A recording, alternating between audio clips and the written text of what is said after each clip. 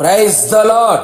ప్రార్థన ఆలకించువాడైన యేసుక్రీస్తు ప్రభులవారి శుభనామములో మీ ప్రార్థనలన్నీ ఆయన సఫలపరచును గాక. ఈ దినపు యేసయ్య జీవపు మాట 18వ కీర్తన 6వ చరణం. నా దేవునికి ప్రార్థన చేసి తిని.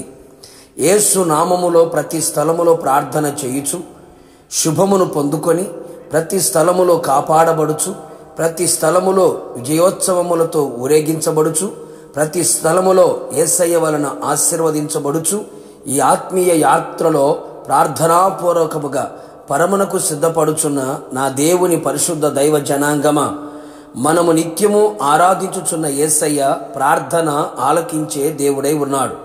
కన్నులుండి చూడగల దేవుడు, చెవులుండి వినగల దేవుడు. మన ప్రార్థనల వైపు ఆయన కన్నులు చూస్తూ ఉన్నవి, మన ప్రార్థనలు ఆయన చెవులు వింటూ ఉన్నవి.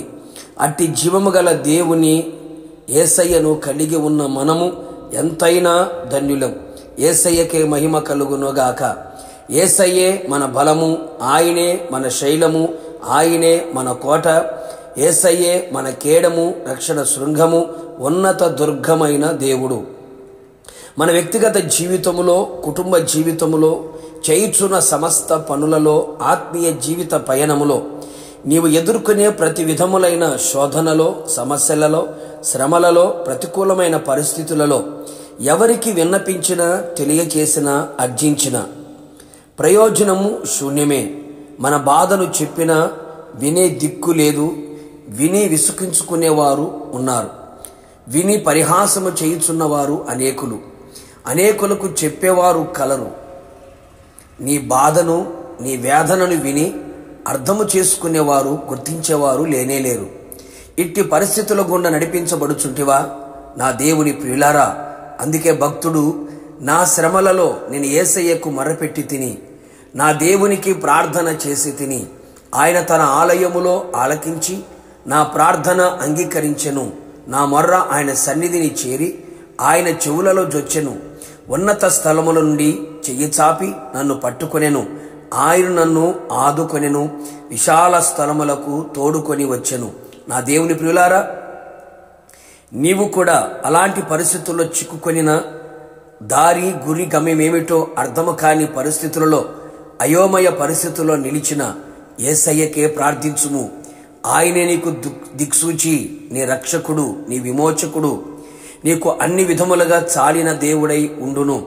అటు ఇటు తిరిగి నీ సమయమును వ్యర్థము చేసుకొనక, నాకు దిక్కు నీవే ప్రభు అంటూ, ఆకాశమందు నీవు తప్ప నాకెవరు లేరు అని అనుచు ఆయన పాదముల యొద్ద ఒరిగిపోదము.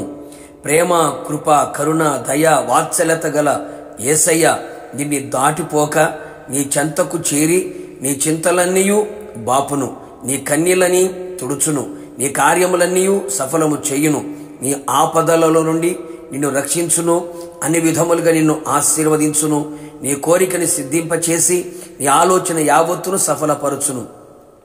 ఓకమించిన ఘనకార్యములు నీ జీవితములో చేయును. ఆయన మహిమగల రాకడలో ఆయనతో సదాకాలం నిలుచున్నట్లుగా ఆయన చేయును. ప్రార్థన. కృపాసత్య సంపూర్ణుడమైన మా ప్రియ పరలోకపు తండ్రి, నీ పరిశుద్ధమైన పాదములకి కృతజ్ఞతాస్తుతులు చెల్లించుచు ఉన్నాం. ఎంతైనా నమ్మదగిన దేవుడవు, మంచి దేవుడవు, ప్రార్థన ఆలకించే దేవుడవై ఉన్నందుకు మిమ్మల్ని స్తుతించుచు ఉన్నాం.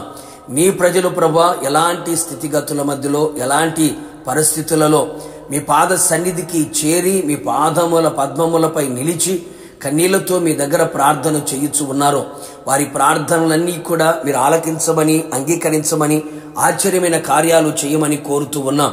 ప్రభా మీకు స్తోత్రాలు. వారి దుఃఖం సంతోషంగా మార్చబడినట్లుగా, వారి శాపము కొట్టివేయబడినట్లుగా, చిక్కు సమస్యల నుంచి విడుదల పొందినట్లుగా, అపజయముల నుండి, ఓటముల నుంచి విడుదల పొందినట్లుగా గొప్ప కార్యములు చేసి ప్రతి స్థలములలో విజయోత్సవములతో ఊరేగించబడినట్లుగా మీరే ప్రార్థన ఆలకించే దేవుడిగా ఉండి ఘనమైన కార్యాలు చేసి మహిమ పొందమని మీకే ప్రజలని అప్పగించుకుంటూ పాదాల మట్టుకు తగ్గించుకుంటూ యేసు నామములో అడిగి పొందుకొని ఉన్నాము తండ్రి.